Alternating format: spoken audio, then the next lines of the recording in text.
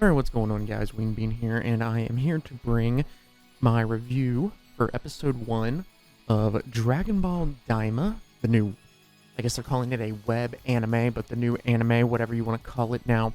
Obviously the episode came out Friday. I am recording this on Friday, but I will be reviewing every episode until the series is over, but every time oh my god, all my reviews will come out on Saturday. I want to give you guys a chance to watch it for yourselves before I spoil the episode, because spoilers, I will be spoiling I will obviously be talking about the episode, so I will be spoiling the episode. So if you've not seen it, please go watch it and then come back for my review. Also, for this video, I will be just using like pictures from the show and like little slideshows.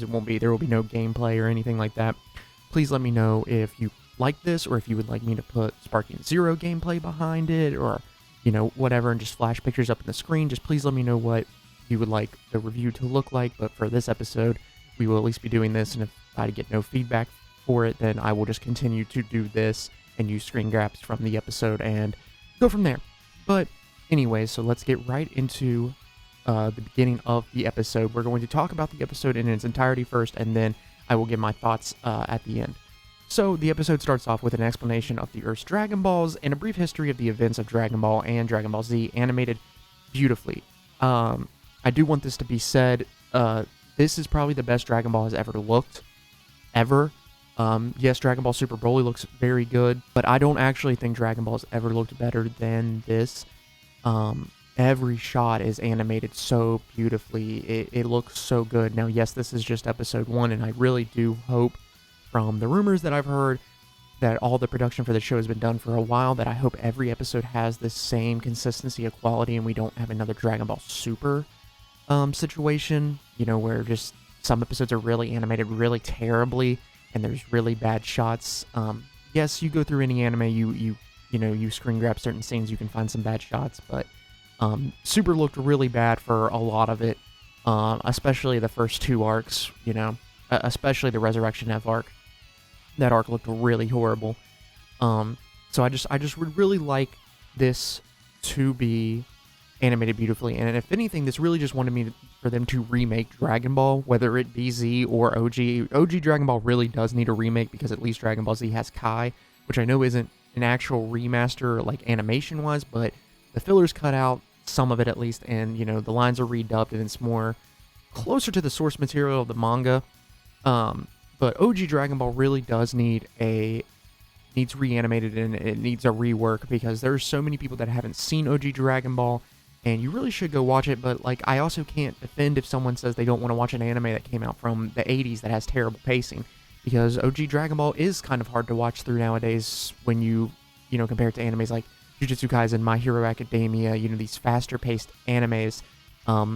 Bleach, 1000-Year Blood War, stuff like that. When you compare it to that and Demon Slayer, it is hard to watch. While I do think the story is obviously still great and the fights are still amazing, getting to those points can be hard because of just the padding they had to put in there. So they really should, maybe that should be the next project. I know everyone really likes Super to come back, and I would love to see the Mora arc animated and the Granola arc animated just as much as everyone else would, but I really do think that we need a way to see OG Dragon Ball in a better way. There's so many good fights, so many good moments in OG Dragon Ball that fans just haven't experienced, and it really does need a remake.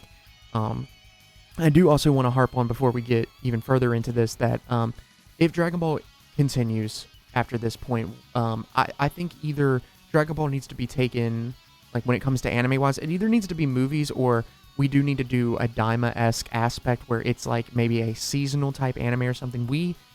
Dragon Ball cannot be annual. Dragon Ball deserves love and care, and honestly, no anime should be annual anymore. I don't think there is any problem with having seasonal shows. I don't think there's any problems with having breaks as long as the quality of the product is good. Look at shows like JJK. Look at shows like My Hero. Well, My Hero questionable with some of the animation sometimes, but look at shows like Demon Slayer. Look at shows like JJK. Look at shows like Dan Da Dan. Look at Bleach. All these seasons, Bleach is 13 episodes, and yeah, that 13 episodes isn't a lot, but those 13 episodes are so good and animated so beautifully that I would much rather get 13 good episodes and have to wait a year or a year and a half than have the anime there every Saturday, but it look like complete shit half the time, or having to put filler because you're waiting for the manga to have more content, or this, that, and the other. I would really like that if Dragon Ball does continue, we get a seasonal type of approach. But anyways, let's get back to the episode. So afterwards, of the brief history of the Dragon Balls and of Z and all that, we are introduced to the Demon Realm, and we actually see the Demon Realm. We see the Spiral-esque castle. Two figures are watching the events of the Buu saga, and one is revealed to be the younger brother of the Supreme Kai, and his name is Degasu, or Degasu. Something pronounced something like that. Or Degas, kind of like Zamasu is pronounced Zamas, or whatever. Now, it's not flat out said in this episode that he is a Makayo Shin, but he is most definitely a Makayo Shin. But it is interesting that he is the younger brother to the Supreme Kai, and that's a new piece of lore that we got, and that's pretty cool. I do think that makes sense that the Makayo Shin and the Supreme Kais, or the Kaioshin, should be related. So these figures think that Goku, and while they're watching these events of Dragon Ball, they think that Goku and the gang are just way too powerful. I mean, they are watching them take on Majin Buu, who they are scared of. They are scared that now that Babidi's got control of Majin Buu, and Deborah, that they're going to come to the Demon Realm and, fuck them up. But they're watching Goku and others fight Majin Buu, and, of course, the Buu saga goes, they're not always winning, but they are winning at some parts. And they actually think that Goku and the gang might be Majins, but because of their strength, but they say they aren't because their ears are rounded. So that's a thing that you'll want to remember, is they talk a lot about the ears. So since Deborah, they watched Deborah die, Goma, who is the other figure watching with Degasu, he then becomes the new king of the Demon Realm. Because of that, I think they call it the Supreme King of the Demon Realm, something like that.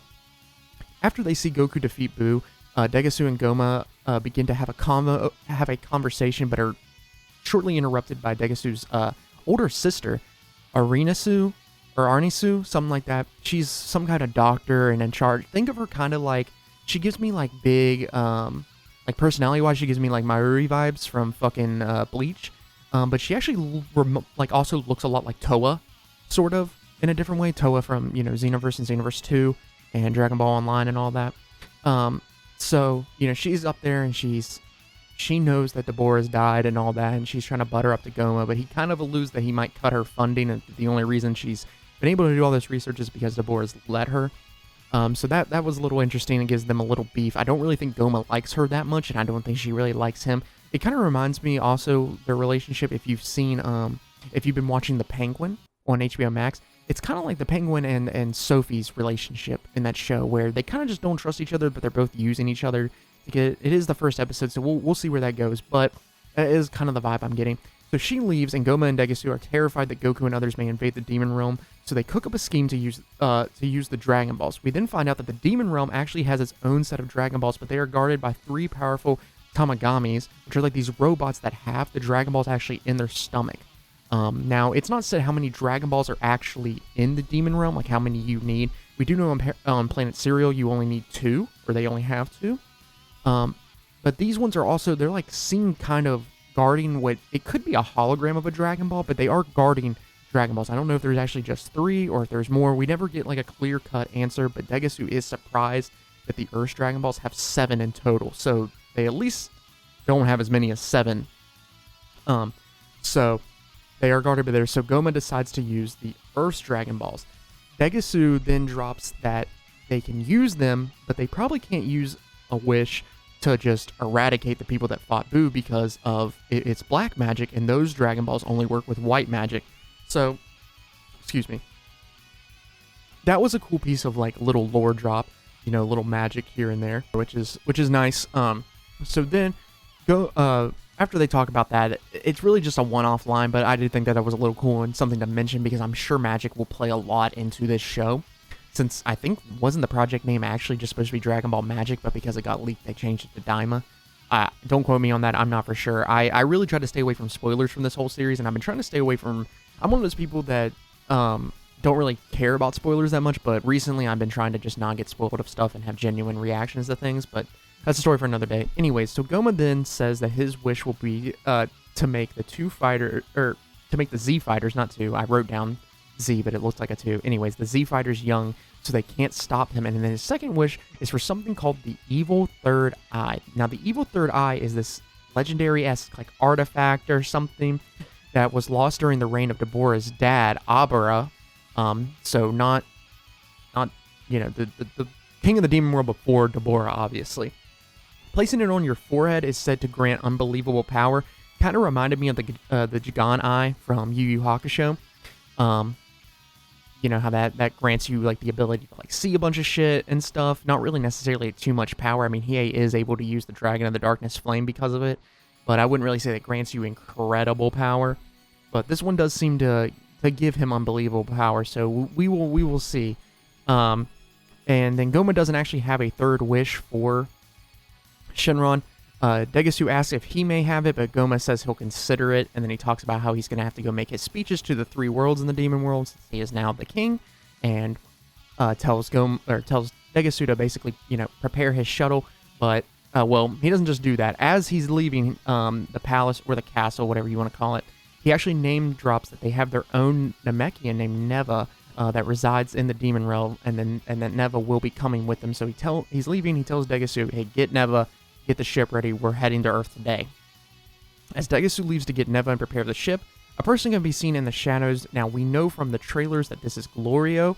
He looks a lot like a young Mira, and I believe him to be some type of creation from Arnisu. I believe them to be our Mira and Toa, kind of like into canon type things. I know that they were in Kakarot, but they're not canon characters, unless they show up later in this show. They're not canon to me. Like I said, unless they show up later in the show, they're not really canon.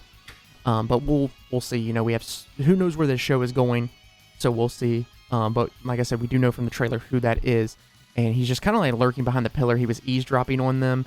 But we don't really know, what his role in this, because if he is a creation by Arnisu, he may not be good per se, but he could just want to stop Goma for Arnisu's objective. And I think in the trailer we do see Arnisu sitting on Goma's throne, but I could be wrong. I haven't watched the trailer in forever, so take that with a grain of salt. But I'm sure that her plan is to try to become queen of the demon realm, So then it cuts to Goma, Neva, and Degasu leaving for Earth, telling Neva that they are going to see Dende, and Neva says that he has not, he didn't even know that, he was shocked that Namekians even still existed, so who knows how he got to the demon realm. We still don't know that even by the end of the episode, and stuff like that. We actually do see the Tamagamis like in color, and they like kind of like salute Neva, which that will play into something later. But they're from like the silhouette, and I remember watching like a Geekdom video. They're supposed to be kind of like the Sigma Force, but they don't really look anything like it. But I guess we did only see one, so we'll see how they play in later. But yeah, we don't know how Neva has actually shown or gotten into the demon realm. We don't know if he was kidnapped or what. I mean, he doesn't really seem to hate it there, but you'll find out later that it seems like he's been there for a while. So we'll see. They are then stopped by a fish-looking creature that also kind of looks like a ship, like a fish ship. It kind of looks like their ship just expanded that they're flying in. And he basically just helps them send to Earth, like asks, what universe do you want to go to? They can say 7, and then he was like, kind of basically asks like kind of what planet do you want to go to or whatever, and they say 3, which I don't know what 3 is.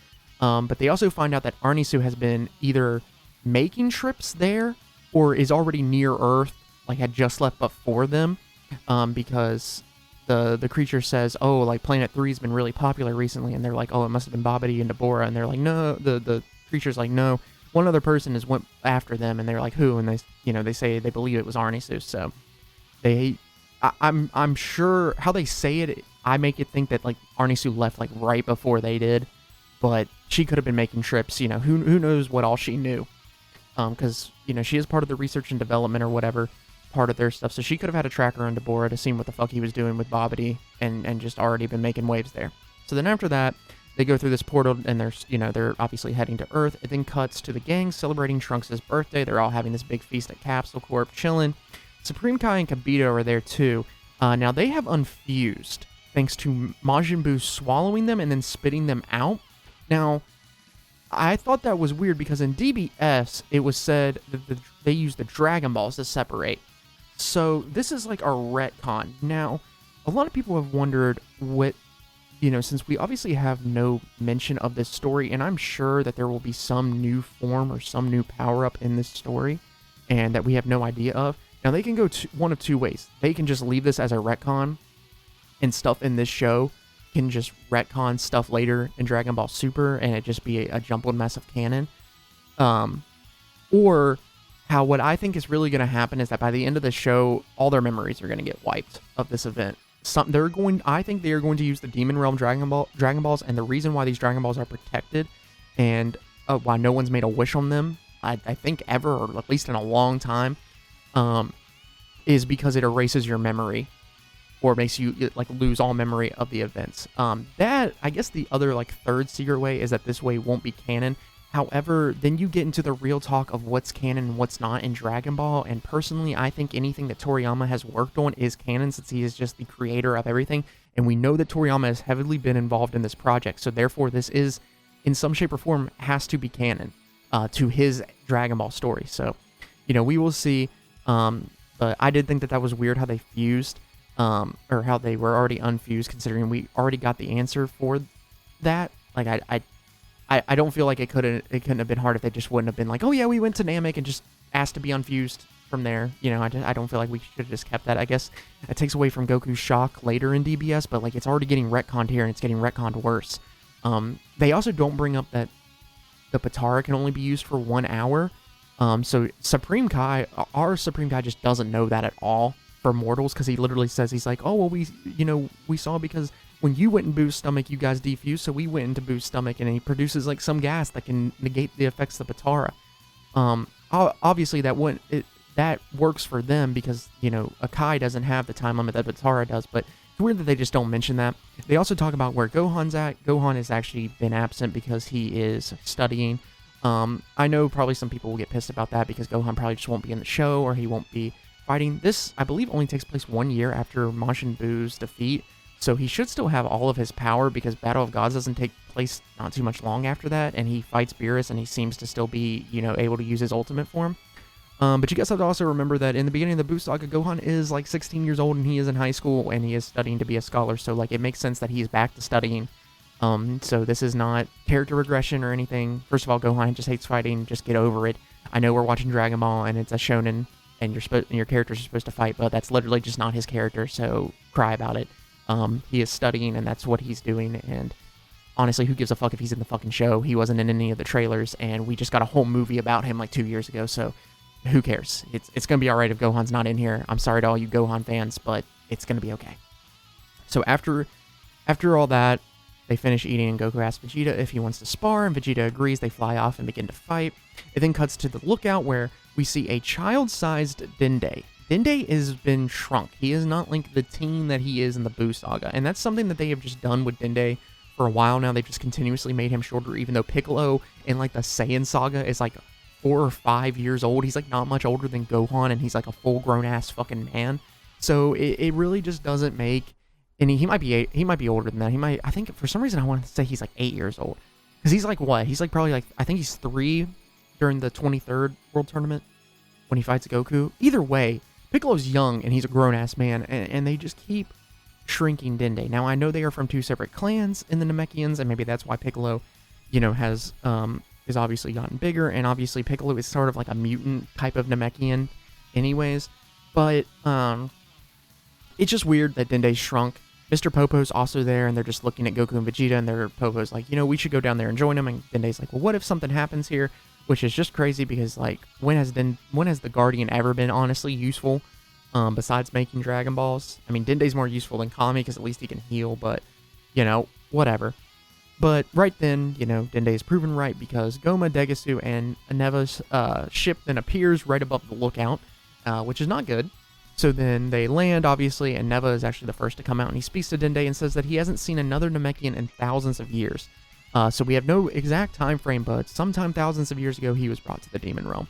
And then Degasu then explains to Dende that they are from the Demon Realm. Degasu says Dende's ancestors are also from the Demon Realm as well, because of his pointy ears. So that makes me also wonder, did maybe Namekians come from the Demon Realm, and then they just migrated to Namek, or, what's really going on with them? Are there more clans than Namekians? Are they from different places? I do like this lore building on the Namekians. It is pretty cool. It is pretty cool. So then after that, Goma then asked Dende to bring, because Dende basically just asked, what the hell are y'all here for? And Goma says, bring me the Dragon Balls. Dende, of course, refuses. Neva then goes to the edge of the lookout and begins to glow. And he starts using this, glowing kind of like he's powering up. And he says something along the lines like, oh, this is going to be harder than I thought. They've been turned to stone. He then shoots a bunch of, 7 energy blasts, and they're able to go around the world and retrieve all 7 Dragon Balls and bring them back to the lookout. So Neva's, better than the Dragon Radar. Not only can he just sense any Dragon Balls, he can just bring them to him instantly. But not only that, we are then told that Neva made the Demon World's Dragon Balls, and he also made the Tamagamis. Go figure, he is a Namekian, so who would have figured that? But when we get the Dragon Balls, they are of course stone because they've been used recently, and he is able to accelerate or restore their power quickly. He just puts his hand over it, and they're good to use again.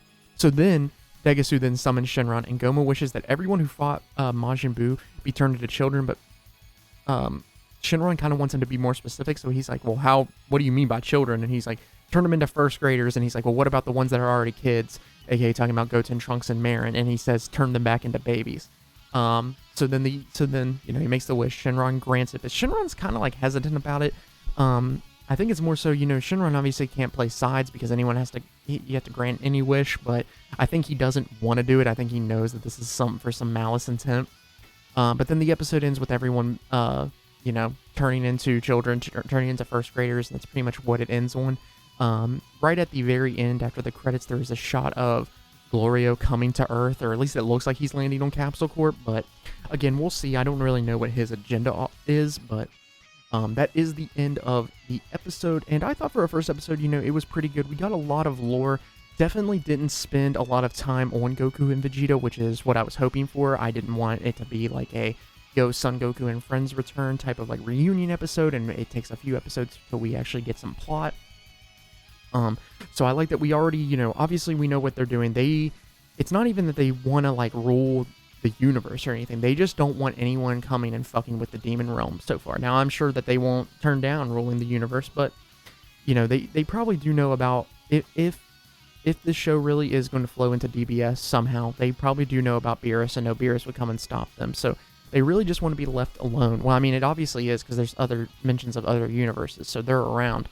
So yeah, Goma obviously doesn't want anything to just happen to the demon realm. He just kind of wants to be alone, I guess, because he just wants them to be less powerful. But we'll see how it plays out. But yeah, pretty good episode. I don't really have too many thoughts besides what I said in the beginning. I